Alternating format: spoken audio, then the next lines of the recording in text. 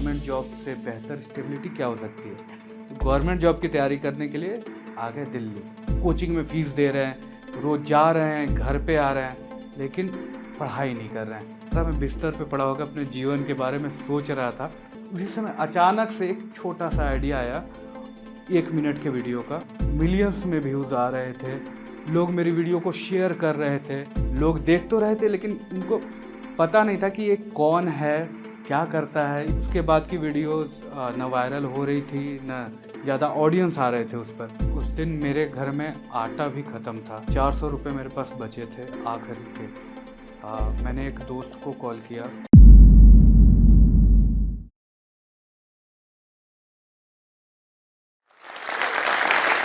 Hello, मेरा नाम है हर्ष राजपूत। मैं एक यूट्यूबर हूँ और आपने मेरा काम देखा होगा धाकड़ रिपोर्टर ऑफ धाकड़ न्यूज़ के रूप में।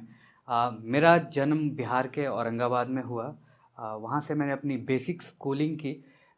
तो वहीं पे जब मैं स्कूल में था, मुझे पेंट करने का शौक़ था। मुझे पेंटिंग बनानी अच्छी लगती थी और मूवीज़ देखना अच्छा लगता था। मैं मूवीज़ देखता था, उसमें जो एक्टर थे, मैं उस समय मेरी मेंटल लेवल ये भी नहीं विकसित हो पाई थी कि मैं किसी मूवी में कोई एक्टर मर गया, उसकी दूसरी मूवी आई, मैं सोचा ये जिंदा कैसे हो गया यार।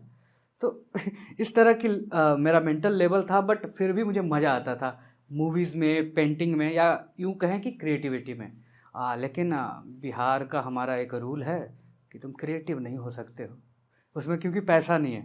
तुम्हें एक फ़िक्स लाइफ़स्टाइल, एक जो तुम्हारा जीवन है, एक फ़िक्स होना चाहिए, तुम्हारी इनकम फ़िक्स होनी चाहिए, सब चीज़ स्टेबिलिटी। हम लोग स्टेबल रहते हैं, हम लोग इधर उधर नहीं जाते। तो मैंने अपनी स्कूलिंग कंप्लीट की, बिहार से ही ग्रेजुएशन कंप्लीट किया। उसके बाद एक स्टेबिलिटी, गवर्नमेंट जॉब से बेहतर स्टेबिलिटी क्या हो सकती है।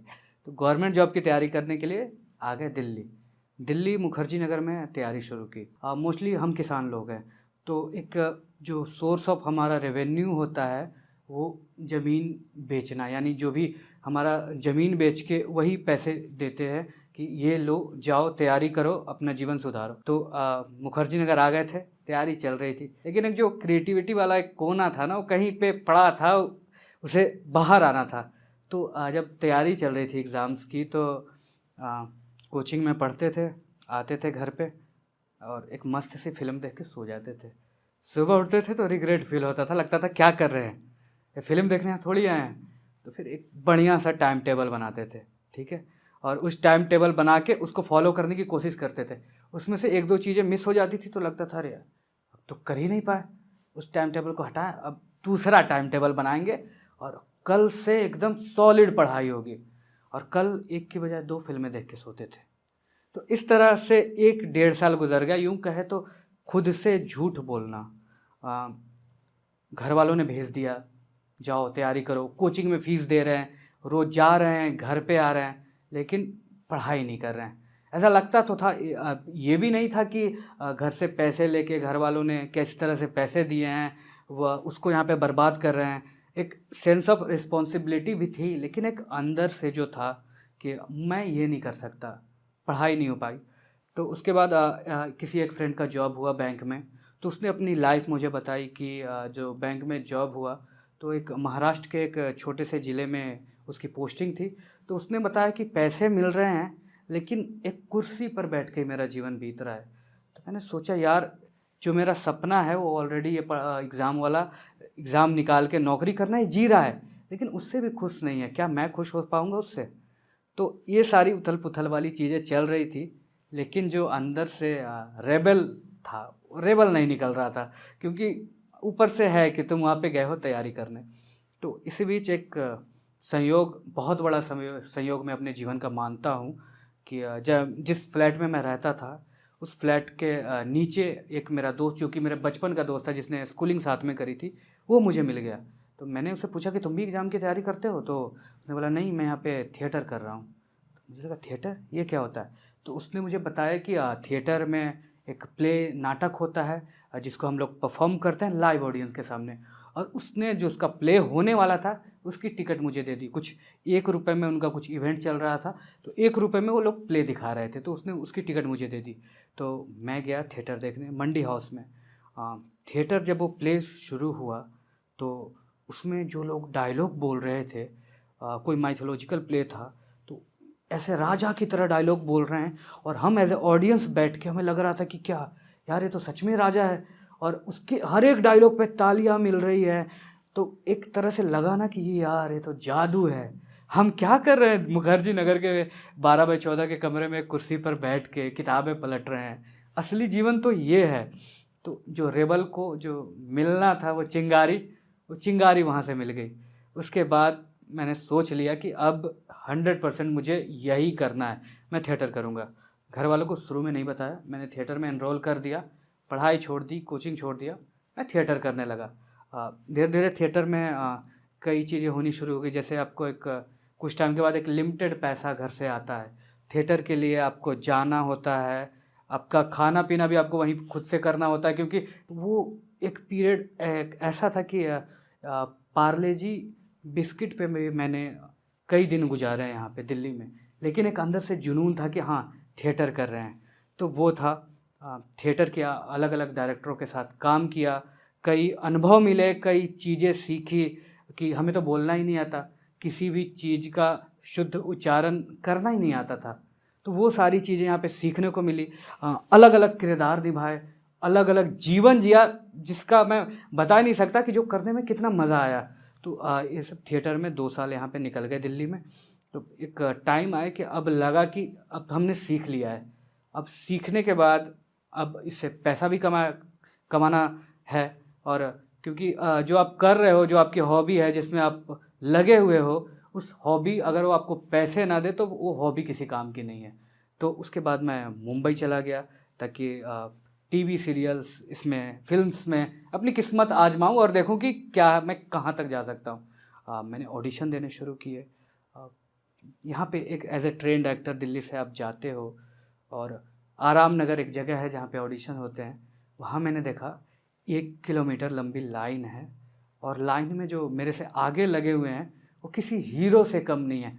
उनके बाइसेप, चेहरा चमक रहा है। उनको देख के लगा, अरे हम कहाँ खड़े हो पाएंगे इस लाइन में। इस लाइन में इतने लोग हैं कि जिनका मैं 1% भी नहीं हूँ। तो एक तो वहीं समझ में आ गया कि हम कहाँ पे खड़े होते हैं, लेकिन फिर भी हार नहीं माना। छोटे मोटे सीरियल में छोटा मोटा रोल किया, और हम लगे हुए थे। ये था कि अब जो भी करना है मुंबई में ही करना है, और यहीं जो हो सकता है यहीं से हो सकता है, क्योंकि दिल्ली रह चुके थे, थिएटर कर चुके थे। तो अब ये था, ये एक वे होता है कि लोग दिल्ली में ट्रेनिंग लेने के बाद मुंबई जाते हैं और वहाँ जाके अपनी किस्मत आजमाते हैं। हम भी आजमा रहे थे। हमारे पीछे एक वैश्विक महामारी भी किस्मत आजमाने आ गई। तो उसके बाद हमें एक कोइंसिडेंस ही कहूँगा, और लकी भी मानता हूँ, क्योंकि लॉकडाउन से 1 दिन पहले मैं अपने घर जा पाया। मैं अपने घर चला गया था। 1 से 1.5 लाख रुपए की सेविंग जो थी मेरे अकाउंट में बची हुई थी। घर पे हैं, आप एक ट्रेंड एक्टर हो जिसने नौकरी का छोड़ के थिएटर का चुना है, पूरे देश में लॉकडाउन लगा है। तो एक उस समय ये था कि अब क्या, कुछ ये नहीं पता था कि अब आगे क्या होगा, क्या करना है।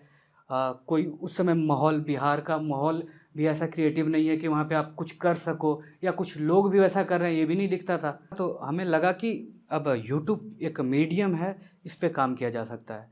तो जो मेरी सेविंग बची थी वो मैंने सारा का सारा अपना सेविंग लैपटॉप में, कैमरा के माइक में, और भी जो इक्विपमेंट्स आते हैं उसमें सारा का सारा सेविंग लगा दिया। एक बहुत सी 2-4 हज़ार रुपये का एक लिमिटेड बजट ही मेरे अकाउंट में बचा था। फिर मैंने 1-2 वीडियो बनाए, तो उसका कुछ खास रिस्पांस नहीं आया। तो 1 महीने में और रुक गया। मैं पूरी तरह से डिप्रेस था, समझ में नहीं आता था क्या करूं। लोगों के मोटिवेशन वीडियोस भी देखता था। अभी मैं जोश टॉक्स के प्लेटफॉर्म पे खड़ा हूं। मैंने जब मेरा एक समय था कि मैं डिप्रेशन की ओर जा रहा था, तो मैं जोश टॉक्स पे लोगों का वीडियो देखता था कि कैसे उन्होंने क्या किया, जीरो से ऊपर आने का सफ़र उनका। तो वो देख के एक लगता था कि यार ये कर सकते हैं तो हम भी कर सकते हैं। तो एक मोटिवेशन के लिए ये सब था। उसके बाद अनलॉक 1 हुआ, थोड़ी मोड़ी छूट लॉकडाउन में जो रिस्ट्रिक्शन लगाई थी उस पर मिली। और लेकिन उस समय जो माहौल था ना, बड़ा ही नेगेटिव माहौल था। लोग डिप्रेस थे, किसी को कुछ समझ में नहीं आ रहा था कि क्या करना है। और ये भी था कि लोग नियमों का पालन नहीं कर रहे थे। जो छोटे शहर हैं वहाँ पे लोग मास्क वगैरह नहीं लगा रहे थे। तो मैंने सोचा कि क्यों ना कुछ ऐसा किया जाए कि जिसमें एक मैसेज भी जाए लोगों को कि आप मास्क पहनो, नियमों का पालन करो और उन्हें ये चीज़ देखते हुए मज़ा आए। तो वहीं से एक मैं रात के 12 बजे मैं सो रहा था, सो क्या रहा था, मैं बिस्तर पे पड़ा होकर अपने जीवन के बारे में सोच रहा था। उसी समय अचानक से एक छोटा-सा आइडिया आया 1 मिनट के वीडियो का कि इस तरह से एक रिपोर्टर का किरदार बनाया जाए जो जिसके पास अथॉरिटी हो, ऑन स्पॉट न्याय कर सके, लोगों से बात कर सके फ़नी वे में, कुछ भी उस पर कोई रिस्ट्रिक्शन, कोई बाउंडेशन ना हो। ये किरदार मैंने बनाया एंड मैंने वहाँ के लेबरर्स जो थे, जो डेली वेजेस के लेबरर हैं, उनको मैंने कास्ट किया एंड उनके साथ मैंने पहली वीडियो बनाई।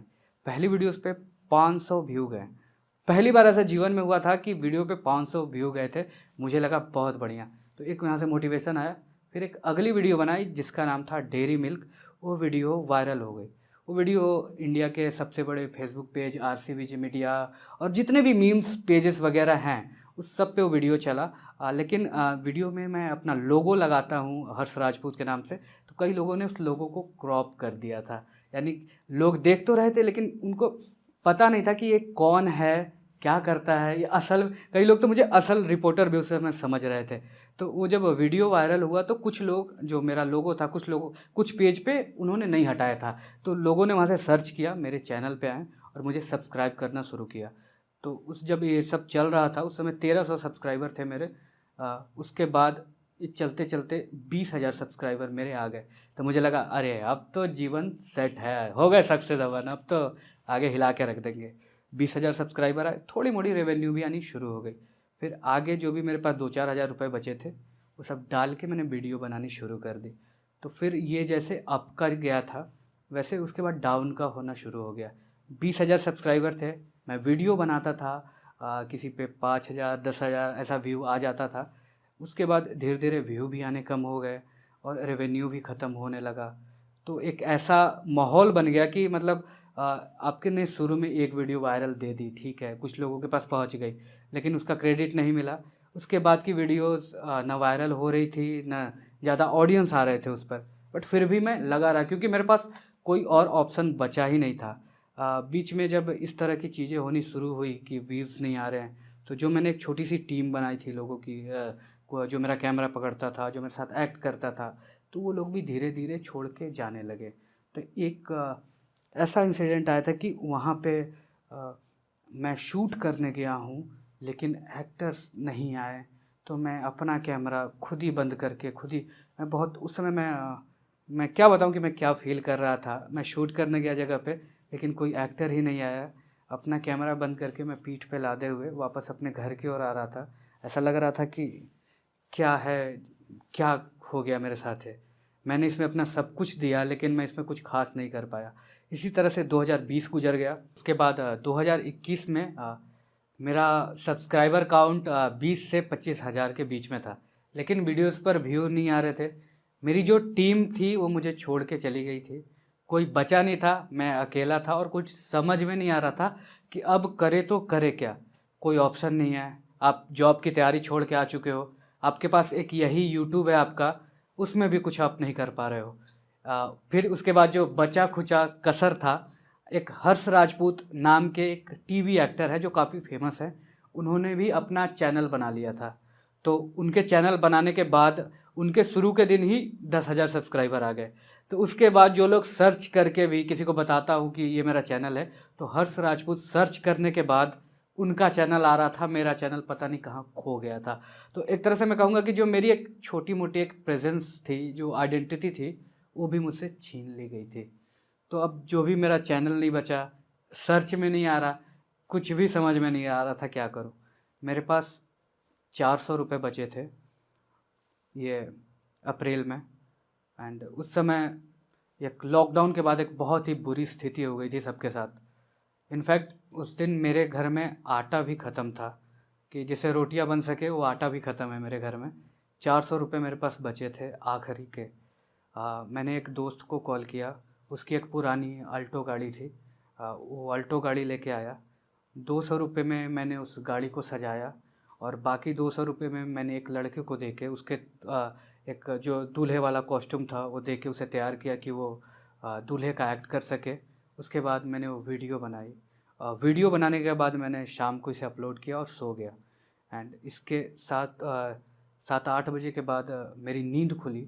मैंने देखा मेरे फ़ोन में नोटिफिकेशंस हैं, तो इतने नोटिफिकेशंस थे कि एक डेली का आपका डाटा लिमिट होता है 1.5 GB का, तो मेरा डाटा लिमिट ख़त्म हो गया था और मेरे पास फ़ोन रिचार्ज कराने के पैसे नहीं थे। मतलब ये तो मैंने देखा कि मुझे नोटिफिकेशन आ रहे हैं, यानी मेरी वीडियो इधर उधर कहीं अपलोड हो रही है, लेकिन मैं उसको देख नहीं पा रहा था क्योंकि मेरे फ़ोन में डाटा ही ख़त्म था। मैंने एक दोस्त को कॉल करके रिचार्ज करवाया। उसके बाद देखा कि जो ट्विटर पे है वो मेरी वीडियो चल रही है ट्रेंडिंग में, लोग डाल रहे हैं, बड़े बड़े मीडियाज़ कंपनी डाल रही है उस वीडियो को, और अचानक से धीरे धीरे चैनल पे व्यू बढ़ रहा है। पहले 50,000 व्यू आना एक बहुत बड़ी लग्जरी थी मेरे लिए। इनफैक्ट वो अब देख रहा हूँ कि लाखों में व्यूज़ आ गए हैं। अगले दिन 1 लाख सब्सक्राइबर का काउंट मैंने पूरा कर दिया था। उसके अगले दिन 2 लाख सब्सक्राइबर का काउंट पूरा हो गया। तीसरे दिन 3.5 लाख करीब सब्सक्राइबर आ गए थे। और उसी अप्रैल के फर्स्ट वीक में मुझे पता चला कि मेरा जो चैनल है वो इंडिया नहीं बल्कि वर्ल्ड का fastest growing comedy YouTube channel बना। That was amazing. ये जो एक्सपीरियंस था ना, मुझे बता नहीं सकता। उसके बाद फिर मैंने इस कैरेक्टर के साथ और वीडियो बनाने शुरू किए। मिलियंस में व्यूज़ आ रहे थे, लोग मेरी वीडियो को शेयर कर रहे थे। और उस समय कोरोना का एक जो टाइम चल रहा था ना, वो उस समय मुझे ऐसे ऐसे मैसेज आए। इनफैक्ट मुझे इस तरह का एक मैसेज आया था कि एक बंदा ने मैसेज कमेंट किया था वीडियो में कि अभी मैं क्वारंटीन सेंटर में हूँ, मेरी तबीयत ख़राब है, मैंने आपकी वीडियो देखी तो यहाँ पे बहुत ही गमगीन सा माहौल चल रहा था, तो मैंने आपकी वीडियो देखी, मेरी हंसी निकल गई इतनी ज़ोर से कि आसपास के लोग मुझे देखने लगे। मुझे नहीं लगता कि मैं बच के यहाँ से ज़िंदा जाऊँगा या नहीं जाऊँगा, लेकिन दोस्त आप वीडियो बनाते रहना, मैं एक बार आपसे मिलना ज़रूर चाहूँगा। तो इस तरह की चीज़ें, इस तरह के कमेंट्स आए। उसके बाद फिर मैंने कभी पीछे मुड़ के नहीं देखा, मैं लोगों के लिए कंटेंट क्रिएट करता रहा। एंड उसके बाद बहुत सारी वीडियोस जो वायरल होते गई, न्यूज़ में फीचर होते गए। एंड एक मुखिया जी वाली जो वीडियो मैंने बनाई, उसने तो वो इंडिया के टॉप मोस्ट न्यूज़ में भी वो फीचर हो चुकी है, और उस पर बहुत सारे लोगों ने अपना ओपिनियन रिव्यू दिया है। इनफैक्ट इंडिया के लॉ मिनिस्टर किरण रिजिजू कुछ एक्शन लेने वाले थे मेरे ऊपर, क्योंकि उन्हें लगा कि ये वीडियो कोई असली में रिपोर्टर है जो कि ऐसा कर रहा है। फिर उनको बाद में पता चला कि ये कॉमेडी के लिए लोग बनाते हैं, तो फिर वहाँ से सिचुएशन सब ठीक हो गई। तो मैं लास्ट में यही कहूँगा कि जब बुरे टाइम से गुजर रहा था, मेरे पास ऑप्शन था, मैं 10,000 की जॉब कर सकता था अपने होम टाउन में, एंड वहाँ से जो भी था सस्टेन कर सकता था, बट मैंने नहीं चुना। मेरे पास आखिरी के 400 रुपये बचे थे, मैंने अपनी पूरी लड़ाई लड़ा उससे। आखिरी का जो मेरा लास्ट शॉट था वो दिया। किस्मत, मेहनत, सबका सुई एक जगह पे आया एंड मुझे मिल गया जो मैं चाहता था।